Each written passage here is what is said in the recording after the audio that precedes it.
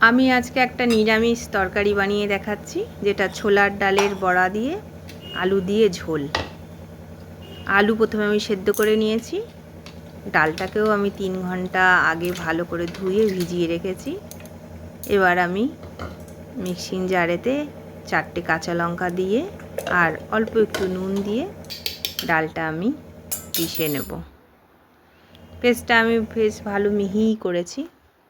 এবার এটাতে হাফ চামচ, ছোটো চামচের হাফ চামচ জোয়ান দেব আর একটু হিং দেব। হিং দিয়ে আমি খুব ভালো করে ডালটাকে ফেটিয়ে নেব। ডালটাকে ফেটিয়ে নিলে বড়ার ভেতরটা বেশ খুব স্পঞ্জি হবে, খেতেও ভালো হবে, বড়ার ভেতরে ঝোলটা ঢুকবে। আমি ফ্রাইং প্যানেতে তেল দিয়ে বড়াগুলো মিডিয়াম সাইজের বড়াগুলো ভেজে নেব। খুব বেশি ছোট করিনি, খুব বেশি বড়ও করব না। ঝোলেতে, এই বড়ার ঝোলেতে বড়াটা কিন্তু একটু লাল বেশি করতে হয়, তা নাহলে ঝোলে দিলে বড়াটা ভেঙে যাওয়ার সম্ভাবনা থাকে। আর খুব বেশি ঝোলে দিয়ে ফোটাতেও নেই। এবার আমি বড়াগুলোকে এপিট ওপিট করে লাল করে ভেজে তুলে রাখবো। আর একটু তেলটা কমিয়ে তারপর আমি মশলাটা কষাবো।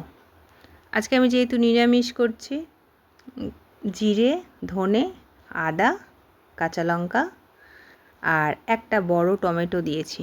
আমি ঝোলেতে কাঁচা লঙ্কা যখনই দিই, কাঁচা লঙ্কাগুলো একটু পাকা পাকা দেখে দিই, যেন ঝোলের কালারটা আমার ভালো হয়।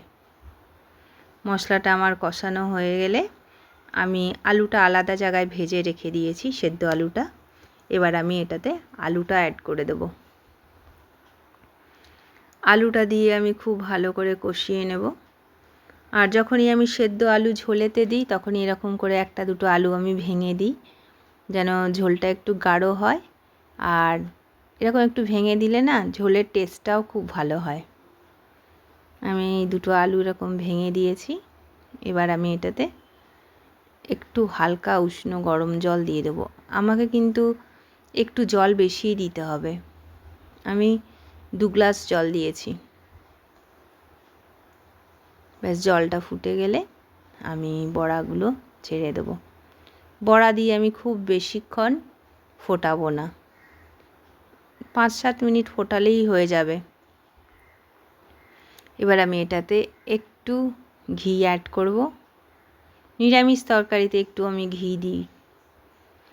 আর নুনটা একবার চেক করে নেব, যদি নুন দিতে হয় এই টাইমে আমি দিয়ে দেব। আর একটু গরম মশলা আমি অ্যাড করে দিলাম। ব্যাস, আমি এবার ফুটিয়ে এটা বন্ধ করে দেবো। যেহেতু বড়া আছে, ঝোলটা অটোমেটিক্যালি অনেকটা কমে যাবে। বেশি ফোটালে একদম আবার ঝোল থাকবে না। এবার আমি একটু এখানে ধনে পাতা কুচি করে দিয়ে গ্যাস বন্ধ করে দেব। আমার তরকারিটা হয়ে গেছে। সবাই একবার বানিয়ে দেখবেন, ভীষণ ভালো লাগে। নিরামিষ দিনে ভীষণ ভালো লাগবে খেতে। আর ছোলার ডাল ছাড়া এটা মুসুর ডাল দিয়েও বানানো যায়, টেস্ট একই লাগবে।